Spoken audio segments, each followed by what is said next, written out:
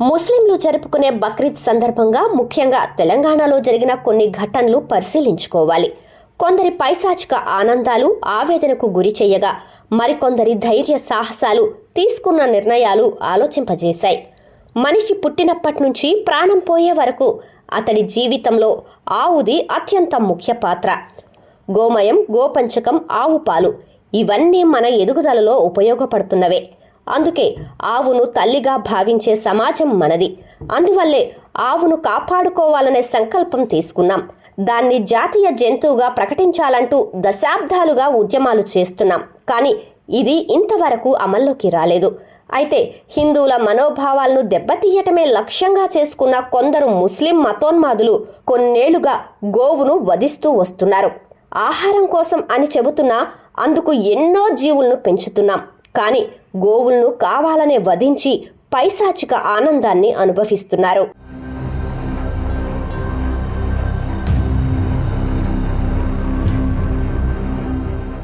ఈ ముస్లిం మత ఛాందసవాదుల చర్యలపై గత కొన్నేళ్లుగా హిందూ సంఘాలు, విహెచ్పి, బజరంగ్ దళ్ వంటి సంస్థలు పోరాటం చేస్తున్నాయి. ఎక్కడైనా గోవుల తరలింపు జరిగిందంటే అడ్డుకునే ప్రయత్నం చేశాయి.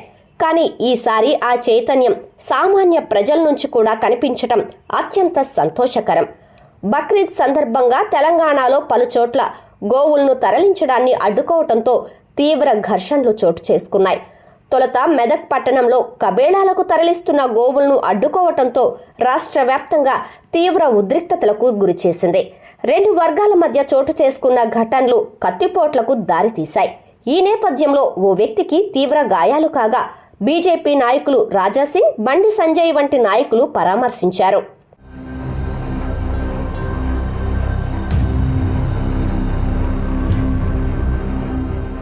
ఇక మరోవైపు బక్రీద్కు ఒకరోజు ముందు పాత బస్తీలో 3 ట్రక్కుల్లో ఆవులు, ఎద్దులను తరలిస్తున్న సమయంలో 2 అమ్మాయిలు వీర నారి అవతారం ఎత్తారు. అపర కాళీలుగా మారారు. వారిని అడ్డుకున్నారు. ఆరోగ్యంగా ఉన్న జీవులను కబేళాలకు తరలించేది లేదంటూ ఏకంగా ఆ వాహనాలపైకి ఎక్కి అడ్డుకున్నారు. ఈ సమయంలో ఏకంగా 100 మందికి పైగా వచ్చిన ముస్లింలు వారిపై దాడికి తెగబడ్డారు. ఎవరడ్డొచ్చినా వాటిని చంపి తింటామని, అమ్మాయిలు అని కూడా చూడకుండా తీవ్ర పదజాలంతో దాడికి పాల్పడ్డారు. అయినా ఆ దుర్మార్గులను ఎదుర్కొన్న అమ్మాయిలు ఆ మూగజీవాలను రక్షించే క్రమంలో ప్రాణాలను పణంగా పెట్టారు. హిందూ ధర్మాన్ని రక్షించటం కోసమే కాదు, వాటికి కూడా జీవించే హక్కు ఉందంటూ ఆ అమ్మాయిలు చూపించిన పరిణితికి నమస్కరించకుండా ఉండలేం. అయితే ప్రస్తుతం ఏంటంటే విషయము, నేను మలక్పేటలో మా ఇంటి ఎదురుగా, మా అత్తయ్య వాళ్ళ ఇంటి ఎదురుగా వెళ్తున్నప్పుడు 2 ట్రక్కుల్లో 3 పెద్ద నంది అంటే ఎద్దులు, అంటే ఒక 15 ఏళ్ళు వ్యవసాయానికి పనికొస్తాయి. నేను వ్యవసాయంలో ఉన్న వ్యక్తిగా చెప్తున్నాను. 15 ఏళ్ళు వ్యవసాయానికి పనికొస్తాయి. అవి చాలా ఆరోగ్యంగా ఉన్నాయి. అసలు అవి కబేళాలకి తరలించాల్సిన సందర్భమే లేని ఆవులు, చాలా హెల్తీగా ఉన్న ఎద్దులు అవి.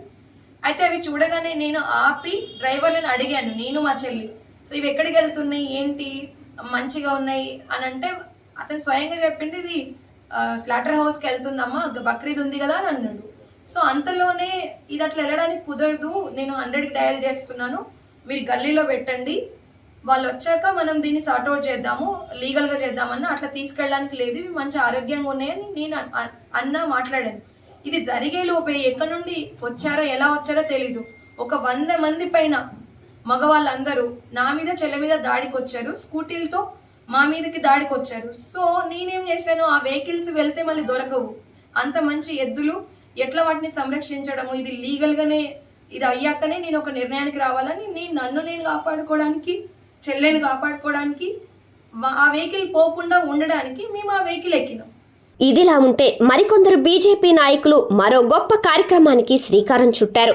గోవులను తరలించే క్రమంలో ముస్లిం మత ఛాందసవాదులతో ఘర్షణలు చోటు చేసుకోవటం, ఒక్కోసారి ప్రాణాలు కూడా కోల్పోవటం వంటి ఘటనలను చూసిన వారు ఆవులను రక్షించే క్రమంలో ఆ దుర్మార్గుల నుంచి వాటిని కొనుగోలు చేసేందుకు ముందుకు వచ్చారు. బీజేపీ నాయకుడు గణేష్ యాదవ్ బృందం 15 ఎద్దులు, 2 ఆవులను కొనుగోలు చేసింది.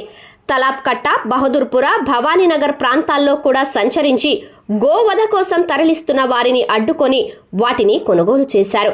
ఒక్కో ఆవుకు 25 నుంచి 35 వేల వరకు చెల్లించి ఆ మూగజీవాల ప్రాణాలను కాపాడారు. అలా అయినా ఎలాంటి గొడవలు లేకుండా గోమాతలను రక్షించుకోవాలని వారి చర్య ద్వారా పిలుపునిచ్చారు.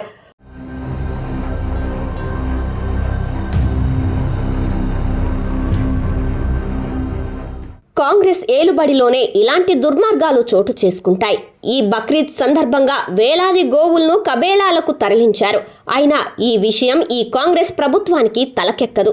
అసలు బక్రీద్ సందర్భంగా గోవధ జరగకుండా చూడాలంటూ తెలంగాణ హైకోర్టు 4 రోజుల ముందుగానే ఆదేశాలు జారీ చేసింది. బీజేపీ ఎమ్మెల్యే రాజాసింగ్ వేసిన పిటిషన్పై తీర్పు ప్రకటించింది.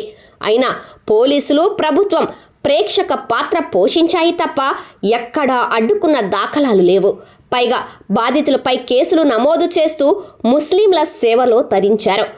ఓటు బ్యాంకు రాజకీయాలకు, హిందువుల విశ్వాసాలతో ఆడుకోవడం కాంగ్రెస్కు వెన్నెతో పెట్టిన విద్య. ఈ దేశంలోనే హిందువుల తరువాత అతి ఎక్కువ జనాభా ఉన్న ముస్లింలను మైనార్టీ హోదాతో బుజ్జగిస్తూ వారి ఓట్లతో అధికారాన్ని కాపాడుకుంటూ హిందువుల మనోభావాలకు తూట్లు పొడుస్తున్నారు.